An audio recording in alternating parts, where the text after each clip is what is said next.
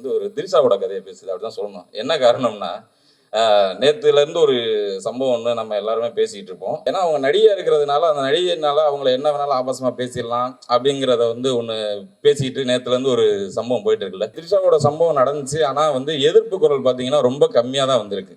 அப்போ திரைத்துறையில் இருக்கிறவங்களே அதை எதிர்த்து பேசலைங்கும் போது அப்புறம் எப்படி நம்ம இந்த சமூகத்துக்கு நம்ம என்ன சொல்ல போகிறோம்? நடிகர்கள்லாம் யாருமே இப்போ இந்த திரிஷா இஷ்யூ கேட்க மாட்டாங்க. எப்படி கேட்பாங்க?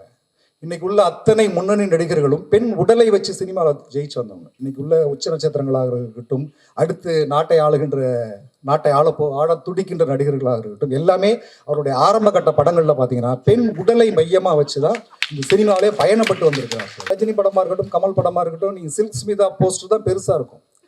அந்த அம்மாவோட உடலை மையமாக வச்சு தான் இவங்களோட முகங்கள் சின்னதாக வச்சு தான் அந்த போஸ்டர் நான் பார்த்து வளர்ந்துருக்கேன். ஆணாதிக்க சமூகத்தில் இருக்கிற இந்த கதாநாயகர்கள் இதுக்கு எதற்கு கேள்விகள் எழுப்ப மாட்டார்கள். அந்த கனவு நம்ம காணக்கூடாது. ஏன்னா அவங்க தான் இந்த பெண் உடலை பெண்ணை உடலா பாருன்னு போதிக்கிற சினிமாக்களை தொடர்ச்சியாக எடுக்கிறது. பெண்ணை இந்த சமூகங்களுக்கு உடலா மட்டுமே பாவிக்க வைக்கிற ஒரு போக்கை ஏற்படுத்துகிற நாயகர்கள் ஒருபோதும் பெண் விடுதலைக்காக பேச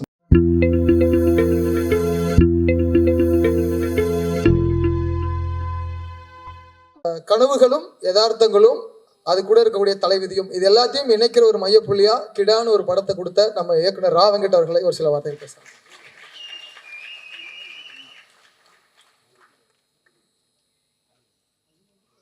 அனைவருக்கும் வணக்கம்.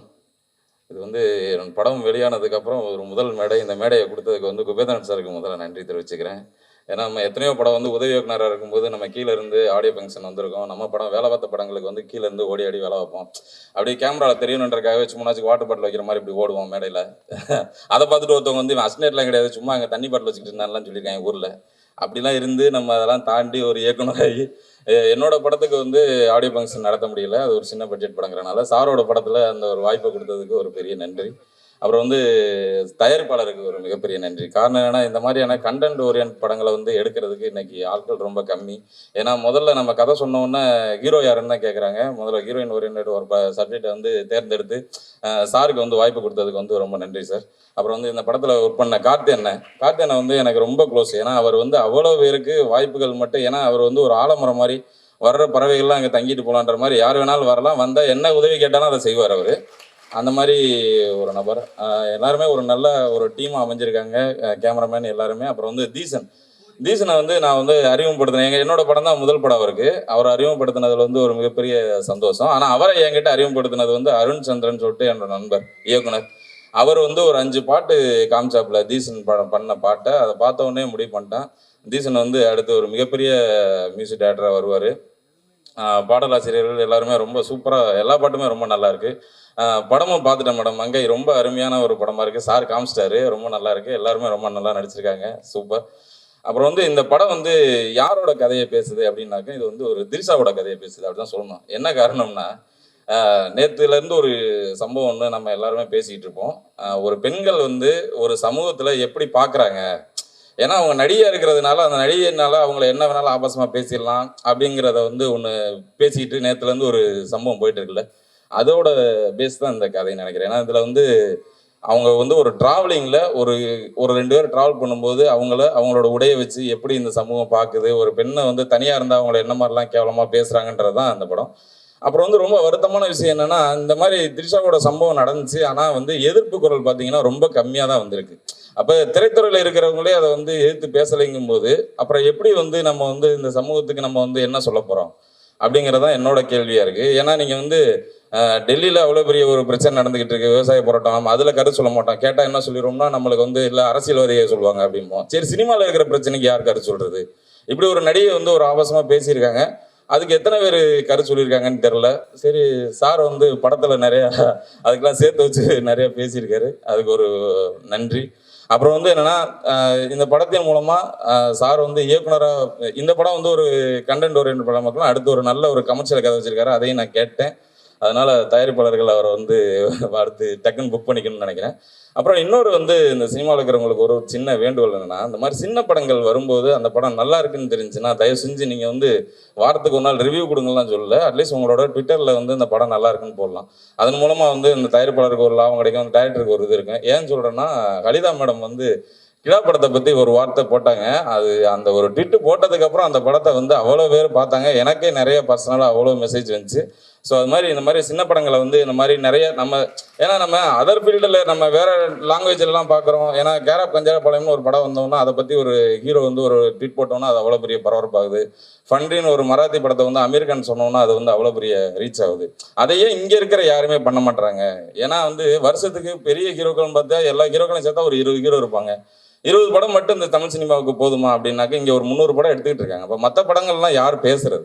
நீங்கள் எல்லா படத்தையும் நல்லா இருக்குன்னு சொல்ல தேவையில்ல. நல்லா இருக்குன்னு தெரிகிற படத்தை வந்து நீங்கள் தாராளமாக அதை சொன்னீங்கன்னா அதன் மூலமாக நிறைய தயாரிப்பாளர்கள் இந்த இண்டஸ்ட்ரிக்கு வருவாங்க, நிறைய இயக்குநர்கள் வருவாங்கன்ற ஒரு இதுக்காக இந்த விஷயத்த சொல்கிறேன். வேற ஒன்றும் இல்லை. அனைவருக்கும் வாழ்த்துக்கள். நன்றி சார். யார் வேணா சிஎம் ஆகலாம், நானும் சிஎம் ஆகலாம்.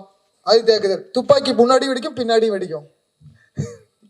ஓகே, அடுத்ததா பேசுறதுக்காக இயக்குனர் லெனின் பாரதி அவர்களை வரவேற்கணும். ஆனால் இவரை பற்றி சொல்லணும்னா இவருடைய படம் எந்த அளவுக்கு நமக்குள்ள ஒரு பெரிய மாற்றத்தையும் அழுத்தத்தையும் கொடுத்ததோ அதே மாதிரி இவருடைய படைப்பு அடுத்து எப்போ வரும்னு சொல்லி எல்லாரையும் ஏங்க வைக்கக்கூடிய பல ரசிகர்களை நானும் ஒருத்தனா இயக்குனர் அண்ணன் லெனின் பாரதி அவர்கள் ஒரு சில வார்த்தை. தோழர்கள் அனைவருக்கும் வணக்கம்.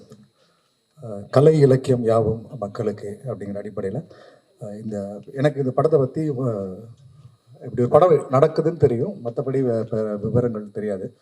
கார்த்தி தான் சொன்னாப்புல சார் வந்துருங்க அப்படின்னு. கார்த்தி சொன்னதுனால அதுக்கடுத்து மறுபேச்சே பேசல. ஏன்னா கார்த்தியோட நாங்கள் எவ்வளோ நாளாக பயணிக்கிறோன்னு எல்லாருக்கும் தெரியும். நன்றி கார்த்தி இந்த விழாவுக்கு வர வச்சதுக்கு. ஏன்னா ட்ரைலர் பாட்டு பார்க்கும்போது அது பாட்டு அதுக்கப்புறம் தான் இந்த டைட்டில் டிசைனு அதெல்லாம் கவனிச்சேன் நான். நீங்கள் பொதுவாக வந்து ஆண் கதாபாத்திரங்களை மையப்படுத்திய டைட்டில்ஸ்லாம் பார்த்தீங்கன்னா ரொம்ப கம்பீரமாக இருக்கும்.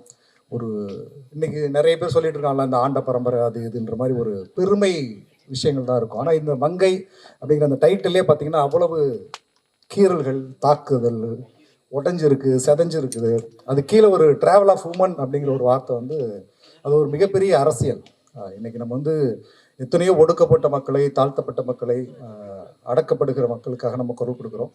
அவர்களுடைய வளர்ச்சிக்கு முன்னேற்றத்திற்கு வந்து நம்ம நிறைய பங்களிப்பு செலுத்தணும்னு நினைக்கிறோம். ஆனால் காலங்காலமாக தொடர்ந்து எல்லா சாதிகளிலும், எல்லா சமூகங்களிலும், எல்லா மதங்களிலும் ஒடுக்கப்படுவர்கள், மடக்கப்படுவர்களாக பெண்கள் இருக்கிறார்கள்.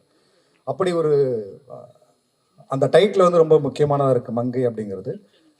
அப்புறம் அந்த ட்ரைலரில் பார்க்கும்போது இந்த ஆணாதிக்க சமூகம் வந்து அந்த ஒரு பெண் கதாபாத்திரங்களை, பெண்களை வந்து எப்படி துரத்துகிறது, வேட்டையாடுகிறது, விரட்டுகிறது அப்படிங்கிறது புரியுது.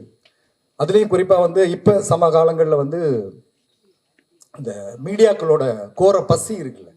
நீங்கள் சத்த வீட்டில் கூட வந்து அந்த மரண வீட்டு ஆட்கள் வந்து துக்கத்தை கூட வந்து அனுபவிக்க முடியாமல் உள்ளே பூந்து அதை ஒரு நியூஸ் ஆக்கி மீடியாவில் வந்து பரபரப்பாக்குற அந்த வெறி பிடித்த வேட்டை தீனி இருக்குல்ல, அதுவும் இதில் இருக்குது. அது தெரியுது, அதோட தாக்கமும் தெரியுது. படம் வரும்போது இது ரொம்ப முக்கியமான பேசு பொருளாக இருக்கும்னு நினைக்கிறேன்.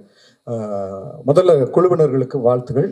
இந்த நிகழ்வின் கதாநாயகன் இசையமைப்பாளருக்கும் அந்த இசைக்கலைஞர்களுக்கும் பின்னணி இசைக்கலைஞர்களுக்கும் தொழில்நுட்ப கலைஞர்களுக்கும் முதலில் வாழ்த்துகள். கதாநாயகன் துஷிக்கும் ஆனந்தி, தோழர் ஆனந்தியோட சூஸிங் தான் ரொம்ப எனக்கு பிடிக்கும். அவங்க தேர்ந்தெடுக்கிற கதைகள் வந்து ரொம்ப ரொம்ப பொலிட்டிக்கலாக இருக்குது. ரொம்ப ஒரு ஆளாகலமான கதைகளை தேர்ந்தெடுக்கிறாங்க. தொடர்ந்து இப்படியே பயணங்கள் தொடர். அப்புறம் வெங்கட் பேசும்போது சொன்னார், ரொம்ப இந்த மாதிரி நடிகர்கள்லாம் யாருமே இப்போ இந்த த்ரீஷா இஷ்யூ கேட்க மாட்டாங்க. எப்படி கேட்பாங்க? இன்னைக்கு உள்ள அத்தனை முன்னணி நடிகர்களும் பெண் உடலை வச்சு சினிமாவில் ஜெயிச்சு வந்தவங்க. நான் எல்லா மேடைகள்லையும் ஓப்பனாக தான் சொல்கிறேன். இன்னைக்கு உள்ள உச்ச நட்சத்திரங்களாக இருக்கட்டும், அடுத்து நாட்டை ஆள துடிக்கின்ற நடிகர்களாக இருக்கட்டும், எல்லாமே அவருடைய ஆரம்ப கட்ட படங்களில் பார்த்தீங்கன்னா பெண் உடலை மையமாக வச்சு தான் இந்த சினிமாவிலே பயணப்பட்டு வந்திருக்கிறாங்க. நான் சின்ன வயசுல இருக்கும்போது ரஜினி படமாக இருக்கட்டும், கமல் படமாக இருக்கட்டும், நீங்கள் சில்க் ஸ்மிதா போஸ்டர் தான் பெருசாக இருக்கும். அந்த அம்மாவோட உடலை மையமாக வச்சு தான் இவங்களோட முகங்கள் சின்னதாக வச்சு தான் அந்த போஸ்டர் நான் பார்த்து வளர்ந்துருக்கேன். ஸோ அப்படி இந்த ஆணாதிக்க சமூகத்தில் இருக்கிற இந்த கதாநாயகர்கள் இதுக்கு எதற்கு கேள்விகள் எழுப்ப மாட்டார்கள். அந்த கனவு வந்து நம்ம காணக்கூடாது. ஏன்னா அவங்க தான் இந்த பெண் உடலை வந்து பெண்ணை வந்து உடலா பாருன்னு போதிக்கிற சினிமாக்களை தொடர்ச்சியாக எடுக்கிறது. பெண்ணை வந்து இந்த சமூகங்களுக்கு உடலா மட்டுமே பாவிக்க வைக்கிற ஒரு போக்கை ஏற்படுத்துகிற நாயகர்கள் ஒருபோதும் பெண் விடுதலைக்காக பேச மாட்டார். அப்படி ஏதாவது பேசினார்கள் என்றால் அதற்கு பின்னால் ஒரு பெரிய சுயநலம் இருக்கும். அப்படிதான் நம்ம நினைச்சோம். அது யதார்த்தத்தை வெங்கட்டும் புரிஞ்சுக்கணும். தொடர்ச்சியாக நாம் பெண்களை உடலாக போதிக்காமல் பொறுப்பாக ஒரு சக மனிதராக போதிக்க வேண்டும். அதை இந்த படம் சொல்லிக் கொடுக்கும். அந்த வகையில் இந்த படம் முக்கியமான திரைப்படமாக இருக்கும். அனைவருக்கும் வாழ்த்துக்கள். நன்றி.